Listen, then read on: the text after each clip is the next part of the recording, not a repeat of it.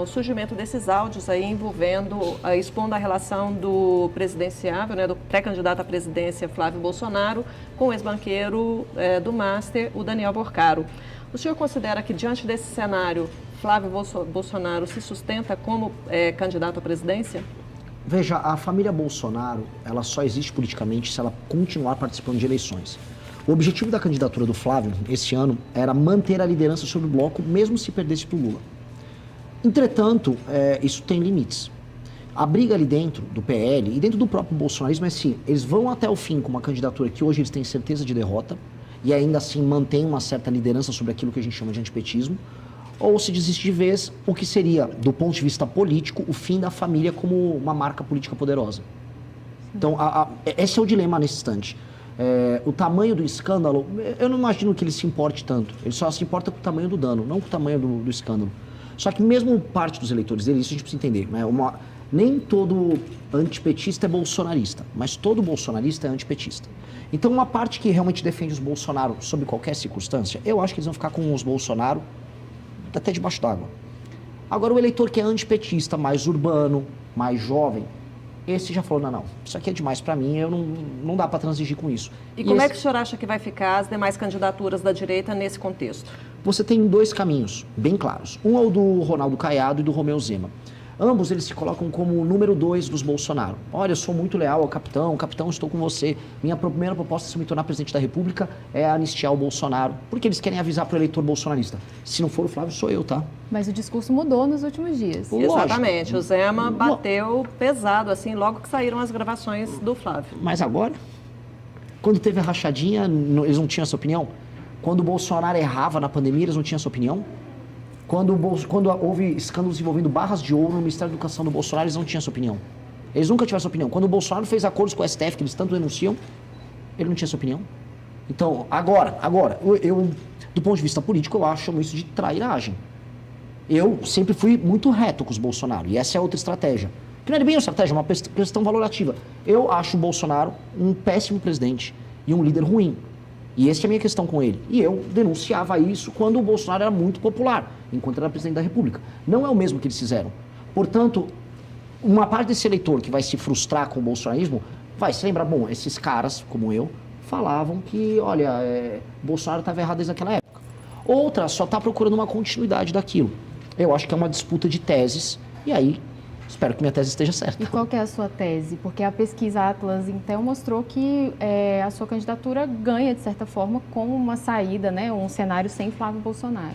Posso ser muito honesto? Por favor. Eu não ganhei tanto quanto as pessoas imaginam. Eu estava apresentando já um crescimento consistente na Atlas, porque eu era o mais desconhecido e eu faço uma conversão eleitoral. O que é uma conversão? Eu chamo aqui. Uma coisa é, não há o Flávio, vou no Zema, não há o Flávio, vou no Caiado. A outra é, eu acredito no projeto desse cara. Eu estou fazendo isso, tanto que há uma outra pesquisa, Nexus, que mostra que eu viro eleitores do Lula, eleitores que votaram no Lula na última eleição e eleitores dos Bolsonaro. É um modelo diferente, é um convencimento de tese. Então, quem mais se beneficiou do ponto de vista estritamente eleitoral na Atlas foi meio que empatado eu e o Zema. Foram os dois que mais se beneficiaram nisso. Mas o tipo de construção que eu estou fazendo não depende tanto disso. Eu vou fazer um processo de conversão, naturalmente, se eu me tornar mais conhecido, se eu continuar em veículos de imprensa, o voto que sai do Flávio, ele vem para mim numa intensidade maior. Mas eu não vou seguir necessariamente esse caminho, porque eu acho que não é um caminho correto do ponto de vista da liderança. Um líder não pode ficar seguindo o caminho de outro. No sentido de que havia uma fila de pessoas seguindo os Bolsonaro e eles seguem um caminho apontado pelo Bolsonaro, aguardando o erro deles. Eu tenho que apontar o meu caminho. Por isso, quando eu precisava apontar os erros do Bolsonaro, eu apontei. Agora, ainda falando sobre a pesquisa, o senhor tem um desempenho muito bom entre os jovens. E um discurso que fala muito bem com as redes sociais, TikTok, Instagram, né? Agora, num eventual governo seu, como é que o senhor pretende governar um país que está envelhecendo rápido? Como é que o senhor vai chegar a esse eleitor? E como é que o senhor vai governar para esses eleitores, que majoritariamente são pessoas mais velhas? São duas perguntas de um. Como eu ganho e depois, após ganhar, né? O que eu vou fazer em ambos os casos. No primeiro caso, como eu ganho, todo fenômeno de massas de uma novidade política, a direita começa, em geral, com homens jovens. E a esquerda, em geral, com mulheres jovens. Você pode pegar o fenômeno do Mandame em Nova York, ele começa com mulheres jovens, à esquerda. E à direita você vai pegar o Milley, o próprio Trump, o próprio Bolsonaro. Começou com homens jovens, depois se espraia. Eu estou vivendo esse processo. Eu sou uma novidade, uma nova tese, mais à direita, e aí eu vou conversar mais com os jovens. Só que a própria pesquisa Atlas mostrou o seguinte. Veja, eu quase não tinha votos depois dos 25 anos. Hoje, dos 25 aos 35, eu já tenho 12%. Isso eu não tinha antes. Eu tinha muito pouco voto feminino. Ele aumentou também. A desproporção vai reduzindo. Então, esse processo de aumento do conhecimento, em especial com as pessoas acima de 25 anos, vai permitir, volto a colocar, um crescimento meio maior entre as mulheres. E aí um processo de espraiamento etário para cima, vamos colocar aí. E qual a política que o senhor tem Eu não para o preciso país? adotar. Desculpa te interromper, eu não preciso mudar a estratégia, porque o que eu falo, se eu colocasse a cabeça do Flávio Bolsonaro e mostrasse o que eu falo para o eleitor bolsonarista, ou por vezes a cabeça do Lula com o que eu falo para o eleitor lulista, ele fala, concordo com ele. Tá, mas qual é a política do senhor Aí, para quando governar o país, num eventual governo seu, levando em consideração que o senhor tem uma influência muito grande com esse público mais jovem, mas vai governar para um país que é majoritariamente de pessoas mais velhas, que está envelhecendo muito rápido e que necessita de políticas em todas as áreas para essa nova população que tem demandas que o país desconhece ainda, porque até um tempo atrás o Brasil era um país muito jovem. Perfeito. Aí estamos falando especialmente de SUS. Se eu falar em atendimento às pessoas mais velhas, eu estou falando de um país que tem um sistema único de saúde que, em muitos termos, ele era, e ainda é, por parte da população, alvo de críticas. Eu mesmo criticava o SUS pelo elemento centralizado dele. Mas veja só a ironia do destino. Hoje, com a inteligência artificial, com o machine learning, sistemas de saúde centralizados levam grande vantagem sobre os descentralizados. Para isso, a gente precisa colocar prontuário único e outros instrumentos como machine learning, que vão pegar, vamos dizer, todas as visitas que uma pessoa fez numa UPA, numa UBS, fez os exames, ocorrências que essa pessoa teve, e você tem uma capacidade preditiva, isso o machine learning usa, para permitir que o sistema de saúde saiba, olha, essa pessoa vai desenvolver diabetes, essa pessoa pode ter uma doença coronária, essa mulher pode desenvolver um câncer de mama, conforme ela se aproxima da terceira idade. Logo, eu faço as políticas preventivas. A China está indo por esse caminho, o sistema de saúde da Inglaterra está indo por esse caminho, Salvador por esse caminho, e nós vamos também. Prontuário único, ter integrado nesse prontuário machine learning, usar a inteligência artificial a nosso favor, e a gente vai ter uma revolução muito efetiva nesse tratamento, que é um tratamento que atinge demais, de maneira muito positiva, as pessoas mais velhas. O Brasil, conforme vai envelhecendo, ele vai diminuir os gastos em educação e vai aumentar os gastos em saúde. É a lógica dos países que envelhecem. Os gastos em saúde, graças a Deus, muito por conta da tecnologia, eles vão poder ser bem dimensionados e a gente vai poder fazer uma revolução no atendimento. Agora, o senhor estava falando uma coisa, quando o senhor fez a análise de públicos, né? Que o senhor está tendo mais influência, e o senhor falou que agora começou a crescer a influência do senhor em relação ao público feminino.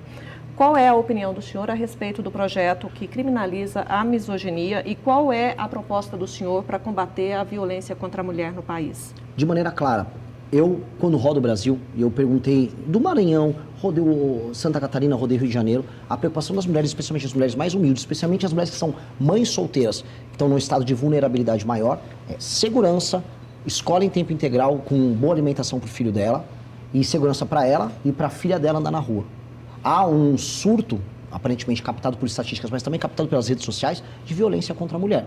E essas mulheres querem... Não é surto e não é só rede social, né? Nós estamos falando de dados concretos da Secretaria de Segurança Pública. Eu estou reafirmando isso. E do Ministério da Justiça. Só para ficar claro, eu estou reafirmando isso. Eu não estou falando que é um surto de mentira.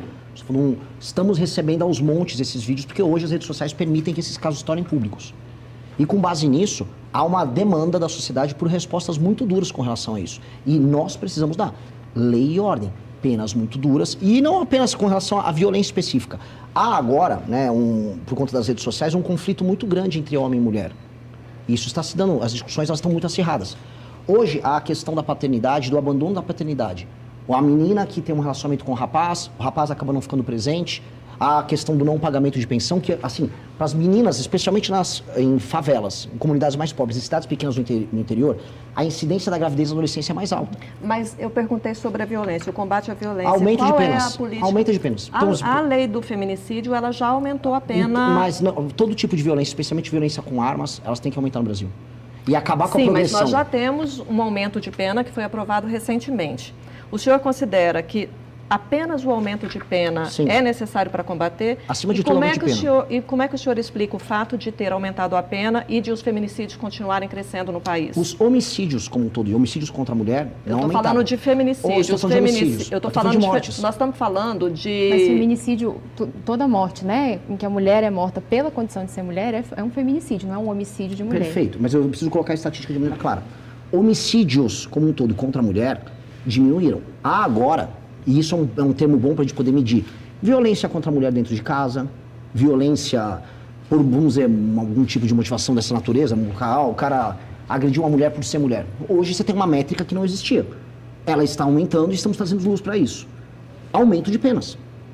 Aumento de penas. Eu vou trabalhar com aumento de penas. Eu não vou trabalhar com critérios subjetivos, como aconteceu agora. Ah, não, você vai... uma discussão que pode ser tratada como misógina ser equiparada à injúria racial. Eu não vou trabalhar nesses termos. Não vou trabalhar porque traz uma subjetividade que não é bom nem para a relação homem-mulher, entre homens e mulheres de boa fé, então, e nem o senhor é como contra a criminalização da... A lei da misoginia? Sou contra. Sou profundamente contra essa lei. Eu quero aumento de penas, eu quero lei e ordem. Agora, o senhor falou que vai trabalhar principalmente com o aumento de pena. Quando a gente fala em aumento de pena, pré-candidato, a gente fala de uma situação em que a mulher já foi assassinada, ela já foi exterminada e ela já deixou órfãos e deixou pais órfãos, irmãos órfãos e amigos órfãos. E antes disso, qual que é a sua proposta? O elemento que tem o maior poder de dissuasão para o cometimento de crime é justamente a certeza da punição. Perry Chiquida, estou falando agora política pública baseada em evidência. Perry Chiquida tem um estudo no Brasil que mostra que o cometimento de crime violento como um todo é dissuadido por, penas altas e 2, pela certeza da punição. Mas para o caso de feminicídios e de mulheres, não é essa a realidade, né? É um outro contexto social. Os especialistas falam muito sobre educação, né? De investir em educação. O senhor acha que isso é importante? Eu acho que a educação que conscientiza sobre o não cometimento de violência tem que sempre estar presente, em termos de critérios objetivos. Isso combinado com delegacias para a mulher que funcionem, um inquérito policial que funcione, punições muito duras, geram para o homem que venha querer cometer um tipo de violência contra a mulher, no mínimo, um medo de assim cometer esse crime. E assim a gente tem um poder de dissuasão. As penas altas, a certeza da punição geram um efeito de dissuasão. E esse efeito de dissuasão vai ser sentido pelas pessoas. Não só no feminicídio, crimes contra mulheres, crimes de toda a natureza. Porque no fundo, o ofensor, às vezes você não vai conseguir convencer ele, se ele tem um status psicopático, ele tem uma perspectiva de mundo, que não tem correção. Às vezes não será educando ele apenas. Às vezes vai ser mostrando, olha meu amigo, se você fizer, você está ferrado. E aí é isso, a força maior vai resolver isso. Porque esses homens, em geral, partem de um princípio de força maior. Ele que está numa relação de confiança com uma mulher, faz uso da força maior, força física maior dele, para ter uma relação abusiva. Ali, uma hora, você não vai conseguir só convencer ele. Ali você vai ter que partir para a força maior. E aí você vai ver que ele não é corajoso, que a força maior, quando vem diante dele, ele vai fazer cálculo. Malandro, vagabundo dessa natureza, faz cálculo. A gente não pode esquecer desse ponto. Mas nos casos de feminicídios, o que a gente tem de depoimentos, inclusive de pessoas, de promotores e de juízas e juízes que trabalham, é de que quando o homem mata, ele não faz esse cálculo. Olha, mas é uma discussão muito longa. Eu queria saber a opinião do senhor. Só deixar bem claro que eu discordo e as políticas baseadas em evidência, não só no Brasil, mas ao redor do mundo, elas vão na linha contrária. O poder de dissuasão por penas e certeza de punição, ele tem um efeito no mundo inteiro. Entendi. Eu queria saber a opinião do senhor agora sobre programas sociais, Bolsa Família, Farmácia Popular. Qual é a opinião do senhor a respeito disso? Mas eu vou pedir um minutinho só, porque a gente vai para um breve intervalo e o CB Poder Especial, em clima de esquenta para as eleições de 2026, que recebe hoje o candidato à presidência da República, o pré-candidato à presidência da República pelo Partido Missão, Renan Santos. Até já.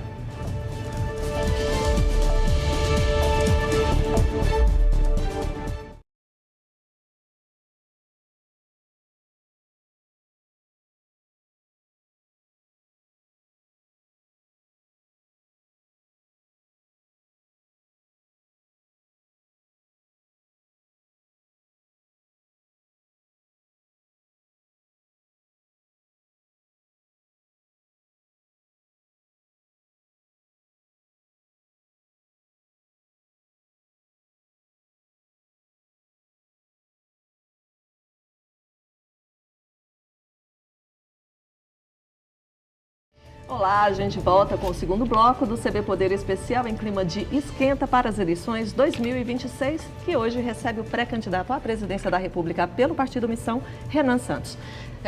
Candidato, no bloco anterior eu perguntei para o senhor qual a sua opinião sobre programas sociais, Bolsa Família, Farmácia Popular, Auxílio Gás, entre outros que existem hoje que estão em vigor no país. Pois bem, a diferença entre o remédio e o veneno é a dose.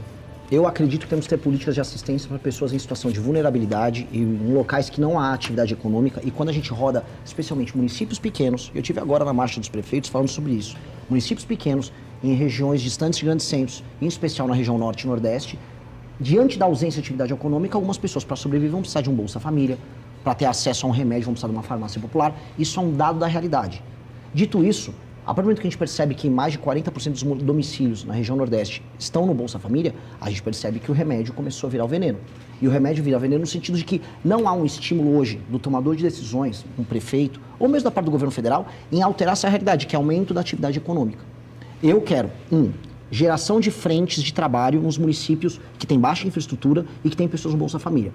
Um rapaz ou uma moça que vão lá no CRASP tirar o Bolsa Família numa cidade, por exemplo, no interior do Maranhão, que não tem uma via de escoamento, as ruas ou as estradas estaduais que conectam elas com outros lugares para levar a produção da agricultura familiar, tudo esburacado, tudo de terra. Pois bem, vamos fazer uma frente de trabalho com essas pessoas, vou pagar um pouco a mais e vou chamar essas pessoas para participar dessa reconstrução de infraestrutura junto com o governo federal. Nós precisamos recriar nas pessoas a sensação e a ideia de que o trabalho as libertará de um modelo político hoje que é um modelo de exploração. Infelizmente, a gente tem um modelo político de exploração que mantém essas pessoas reféns de uma classe política que vive de apaniguados, gente pendurada na máquina pública e uma assistência que vem do governo federal. Então, a política nossa tem que ser, tenho que diminuir isso e aumentar a atividade econômica nos pequenos municípios. Isso terá um efeito muito grande na vida das pessoas e na autoestima das pessoas. E qual a sua avaliação sobre o fim da escala 6x1, então, falando de trabalho, né? A proposta do governo federal sobre isso é uma proposta hoje irresponsável. Irresponsável.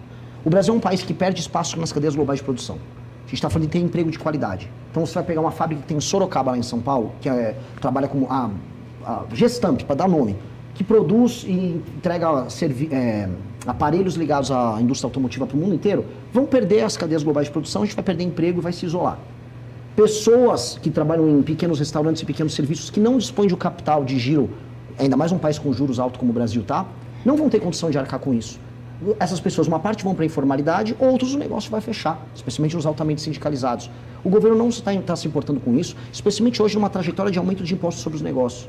Então, o que nós precisamos fazer? Nós precisamos flexibilizar o mercado de trabalho, aumentar a agenda de competitividade do Brasil. O que o senhor chama de flexibilizar o mercado de trabalho? As pessoas têm que ser mais autônomas para fazer contratações e demissões. E as relações de trabalho entre as partes... O senhor está falando de trabalho sem a CLT? Sim. Até em negociação direta, empregado-patrão? Empregado e patrão, mantendo a existência de sindicatos e, na verdade, ampliando a existência de sindicatos para um modelo de competição entre sindicatos nas mesmas áreas e setores e regiões. Mas para quem não tem sindicato, não é sindicalizado? Você está no país que você tem sindicato até para onde você não precisa. Hoje desculpa, mas nós estamos vivendo um cenário de absurdo enfraquecimento dos sindicatos desde o governo Temer, aprofundado pelo governo Bolsonaro, pela gestão do governo Bolsonaro. Eu prefiro o enfraquecimento do sindicato do que o enfraquecimento do emprego, porque o emprego formal... Mas então o senhor está entrando em contradição, o senhor acabou de dizer que tem sindicato para todo lado. De maneira alguma.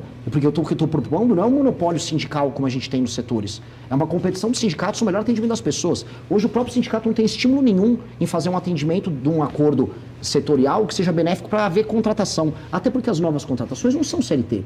O mundo do serviço no Brasil está contratando todo mundo por MEI. Se eu rodar aqui dentro, talvez no próprio Correio Brasileiro, boa parte das pessoas sejam MEI. E não são empreendedores individuais. O MEI, no fundo, é o regime alternativo de contratação para fora além da CLT. Porque quem está contratando as pessoas hoje está contratando por MEI. Então, e aí sem qualquer direito trabalhista também. Mas, na prática, por isso nós precisamos de uma lei que entenda que o MEI, no fundo, não é um empreendedor individual, ele é uma pessoa que está trabalhando, e atendendo a demanda do empregador e do empregado de um regime mais flexível. O senhor defende, então, o fim da CLT?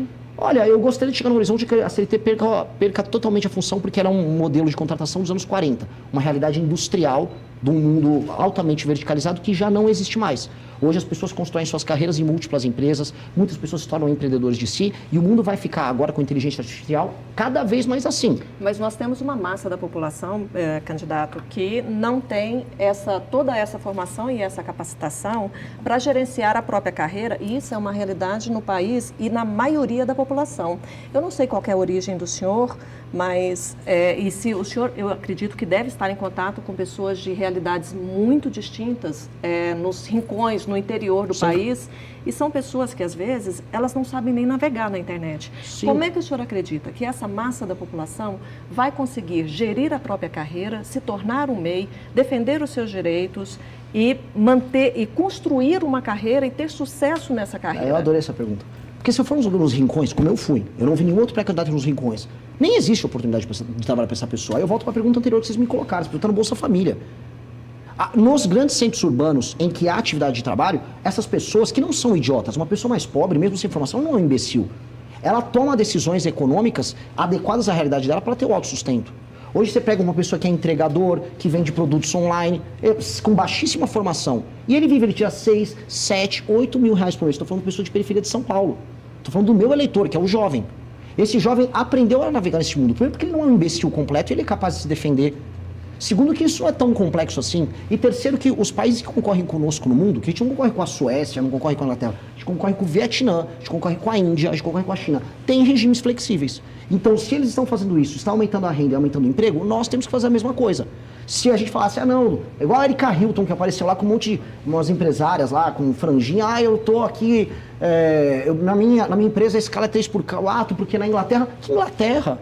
Não tem Inglaterra nenhuma. Deputado, houve uma redução da mudança da jornada de trabalho. Deputado, desculpa, pré-candidato. Houve uma mudança há cerca de 40 anos de redução da jornada de trabalho, né? E o país continuou se desenvolvendo. Não As continuou. pessoas continuaram com... Não continuou.